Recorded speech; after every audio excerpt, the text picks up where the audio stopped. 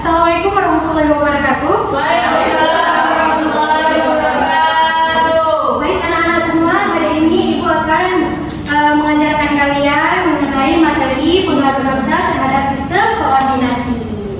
Nah, tujuan kita belajar hari ini itu, Ibu harap kalian mampu menganalisa bahaya dari penggunaan senyawa narkoba serta dampaknya bagi kesehatan diri. Kemudian Ibu harap kalian juga dapat mengikuti dan melakukan kampanye anti narkoba di lingkungan sekolah dan masyarakat. Kemudian Ibu sangat bertujuan juga untuk kalian dapat memilih sikap tidak terhadap penggunaan zat psikotropika. Nah, kemudian apa itu nafza? Nafza itu merupakan singkatan dari narkotika, psikotropika, dan bahan adiktif. Ada yang tahu nggak contoh-contohnya apa?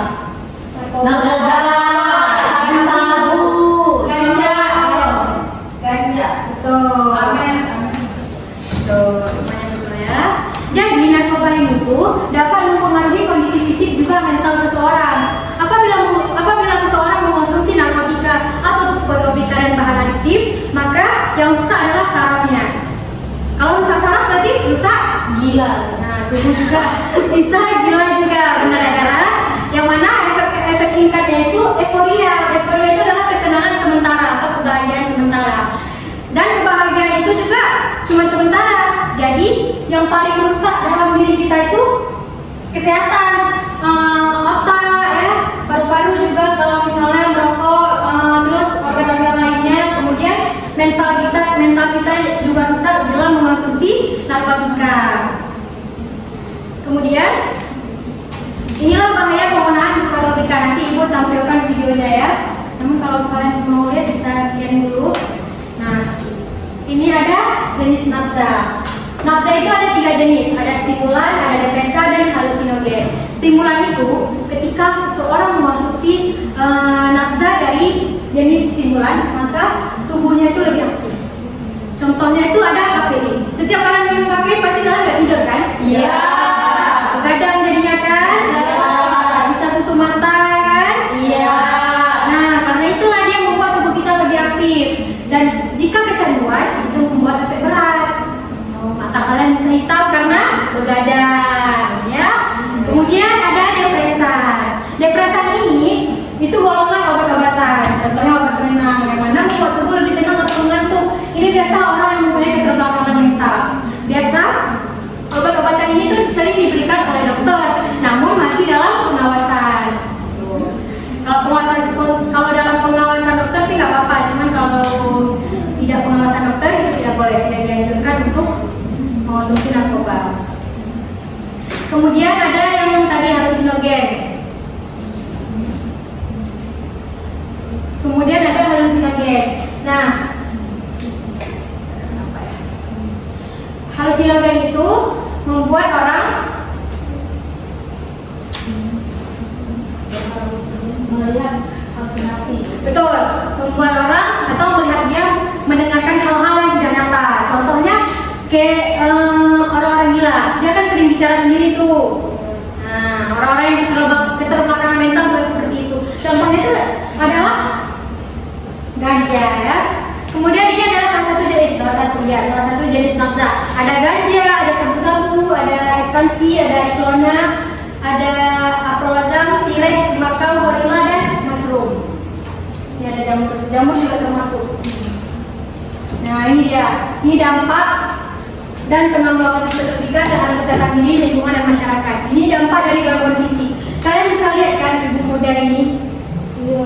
Coba kalian pikir ini ibu ini umurnya berapa? 50. Nah, 50-an. Setelah dia mengonsumsi nafza, dia jadi kayak 70. lebih dari 70. Itu sudah 120. Oh iya. Iya, 120 itu. Parah kan? Nah, ini juga itu adalah gangguan fisik dari orang-orang yang mengonsumsi nafza. Ini ada lagi yang gangguan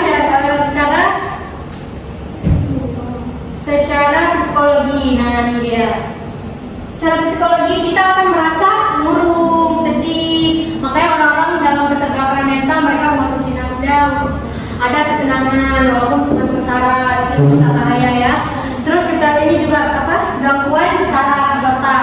Kalau otaknya rusak berarti gila, cara berpikirnya sudah tidak bagus lagi. Sediakan halusinasi.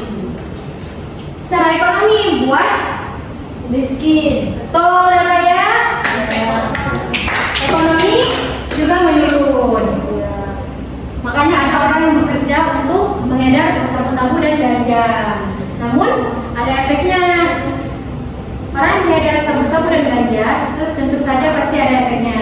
Efeknya secara sosial ditangkap dan dipenjarakan, kemudian dijauhi oleh teman karena membawa pengaruh buruk. Nah, kemudian ini ada cara penanggulangannya. Penanggulangannya itu secara pencegahan. Jadi kita harus mencegah atau membina dalam keluarga juga bisa dilakukan oleh penyuluh secara baik di sekolah atau masyarakat, juga pengawasan oleh pihak-pihak untuk obat-obatan yang ilegal. Kemudian ada rehabilitasi.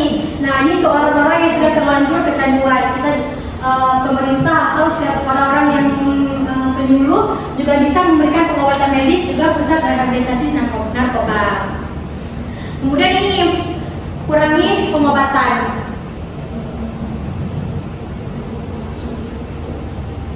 Menyantuni dan memperlakukan secara wajar para korban narkoba. Nah, kemudian ini adalah cara-cara untuk menghindari ya.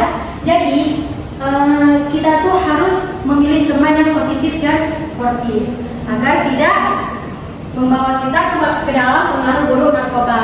Nah, ini dia membangun ketahanan diri, juga mengelola tekanan teman dengan tegas. Dan apabila ada yang mengajak ke dalam hal tersebut, kita juga harus menolak dengan tegas. Juga kita harus mengelola stres dengan sehat. Apabila kita stres terus menerus, ya kita bisa juga lagi dengan